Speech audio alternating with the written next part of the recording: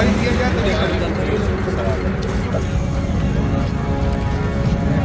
तो सड़क पर लाशें ही लाशें छितरी हुई थी। कोई इधर पड़ा तो कोई उधर, किसी की आंतें बाहर तो किसी की किडनी, और किसी का सिर धड़ से अलग हो गया, किसी का सिर ही कुचल गया। जी हां, ये खौफनाक मंजर वाराणसी गाजीपुर हाईवे पर सामने आया है। राहगीर तो राहगीर, इस मंजर को देख पुलिस वालों की भी रूह कांप गई। प्रयागराज में महाकुंभ चल रहा है और महाकुंभ में जत्थों के तौर पर जाने के लिए लोग तरह तरह के जतन कर रहे हैं, लेकिन इस चक्कर में जिंदगी पर भयानक संकट भी खड़ा हो जाता है। ताजा मामला गाजीपुर का है, जहां वाराणसी गाजीपुर 4 लेन पर भयंकर हादसा हो गया, जिसमें 9 लोगों की मौत हो गई, जबकि 13 लोग घायल हैं, उनमें से कुछ गंभीर हैं। हादसा इतना भयावह था कि उसके बाद के हालात देखने वालों की रूह कांप गई। दरअसल गोरखपुर जिले के बांसगांव तहसील के हल्दीचक, खुदीचक, बालोचक गांव से 24 श्रद्धालु पिकअप गाड़ी से प्रयागराज महाकुंभ में स्नान करने गए थे। प्रयागराज जाने और वापस लौटने के लिए इन्होंने पिकअप वैन में ही प्लाई से 2 हिस्सों में पार्टीशन करके 2 मंजिला मचान जैसा स्ट्रक्चर बना लिया था और कैपेसिटी से कहीं ज्यादा लोग उसमें ऊपर और नीचे बैठे। इनमें महिलाएं और छोटे बच्चे भी शामिल थे। प्रयागराज से कुंभ नहाकर वापस लौटते वक्त वाराणसी गाजीपुर हाईवे पर इनकी पिकअप वैन को साइड से आ रहे बड़े डंपर ने टक्कर मारी। जैसे ही टक्कर लगी, पिकअप वैन का एक साइड का सपोर्ट, जिसे स्थानीय लोग डाला कहते हैं, वो टूट गया।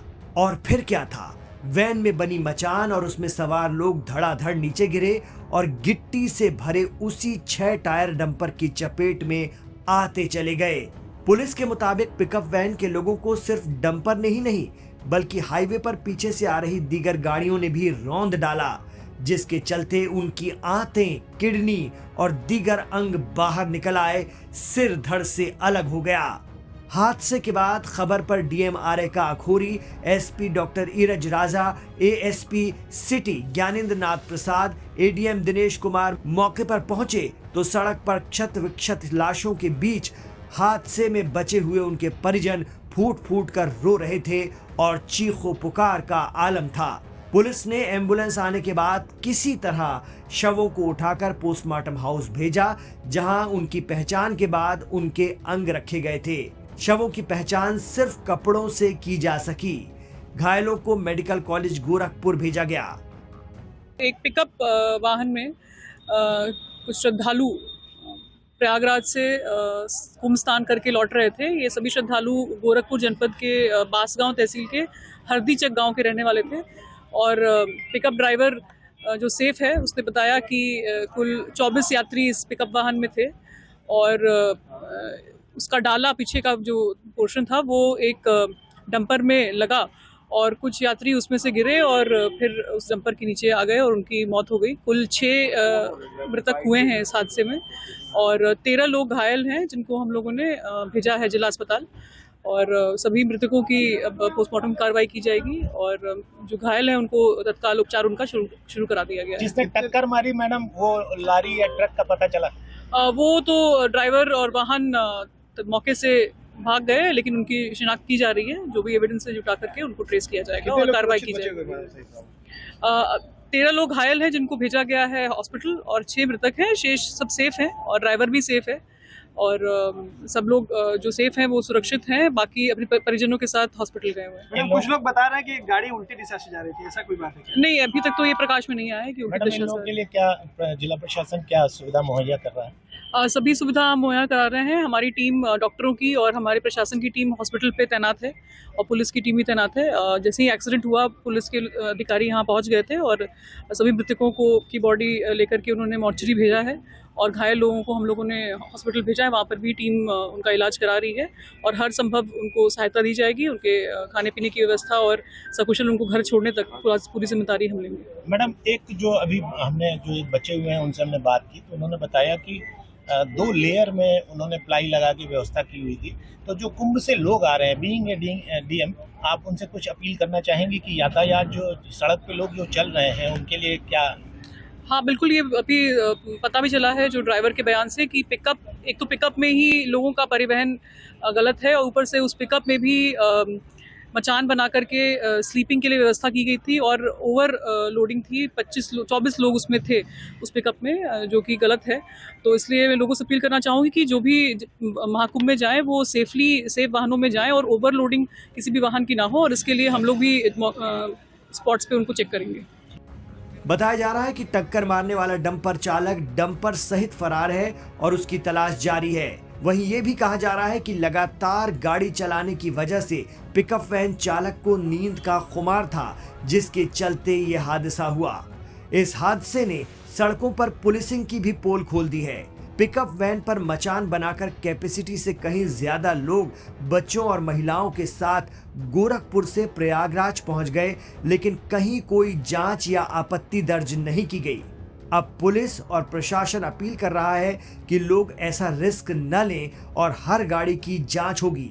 लेकिन इस भयानक हादसे और इसके बाद लाशों का हाल देख करके ये इबरत भी हासिल करना होगा कि इस तरह की लापरवाही न सिर्फ जुर्म है, बल्कि अपनी जिंदगी को खुद होकर मौत के मुंह में झोंकने जैसा है।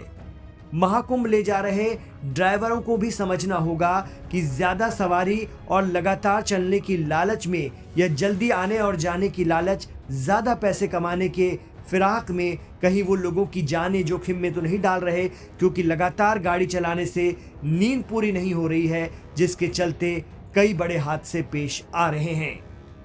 एक पिकअप में आज सुबह 2-3 बजे झूसी प्रयागराज से प्रयागराज में स्नान करके वो आज चले थे और यहाँ पे रेवसा थाना, नंदगांव थाना क्षेत्र में हाईवे पर उनको एक किसी अब तक की प्राथमिक जानकारी में एक 16 टायरा ट्रक से उससे ये कहते हल्की सी गाड़ी में भिड़ंत हो गई, जिसकी वजह से जो इनकी पिकअप गाड़ी में इन्होंने एक स्ट्रक्चर बना रखा था, जिसमें दो मंजिला स्ट्रक्चर बना रखा, तो वो पूरा टॉपल ओवर हो गया, वो पूरा नीचे गिर गया और उसकी वजह से लोग उस ट्रक के बीच में आ गए, नीचे आ गए और साथ में शायद पीछे से भी शायद कुछ गाड़ियां या ट्रक थे उनके नीचे आ गए।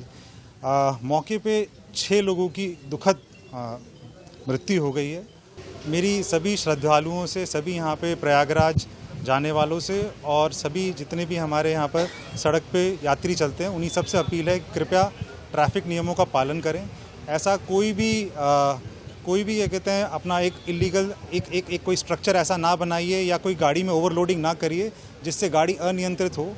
और अभी तक की प्राथमिक पूछताछ में ये भी पता चल रहा है कि संभवतः ड्राइवर, क्योंकि सुबह 3 बजे से लगातार ड्राइव कर रहा था, तो उसके द्वारा भी उसके रिफ्लेक्सेस पुअर हो सकते हैं।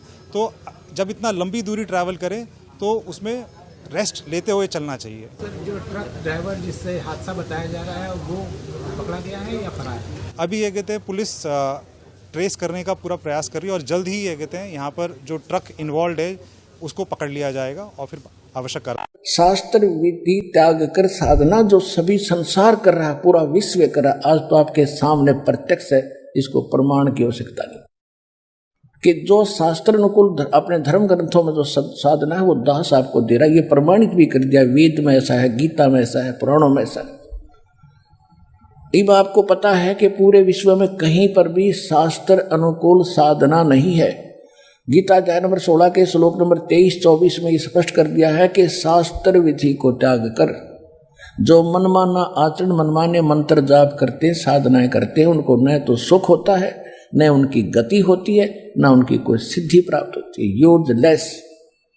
और फिर दृढ़ता दी है कि अर्जुन, इससे तेरे लिए कर्तव्य और अकर्तव्य की अवस्था में, कर्तव्य और अकर्तव्य की व्यवस्था में सदग्रंथ ही प्रमाण है, किसी की दंत कथा पर विश्वास मत करना। तो ये सिद्ध हो गया कि जो शास्त्र विदिता का मनमान आचरण करते हैं उनको कुछ भी प्राप्त नहीं होना, उनको पाप ही पाप होंगे। पुण्य तो बन ही नहीं सकते, पाप अपने आप ही बनते हैं। यहाँ पर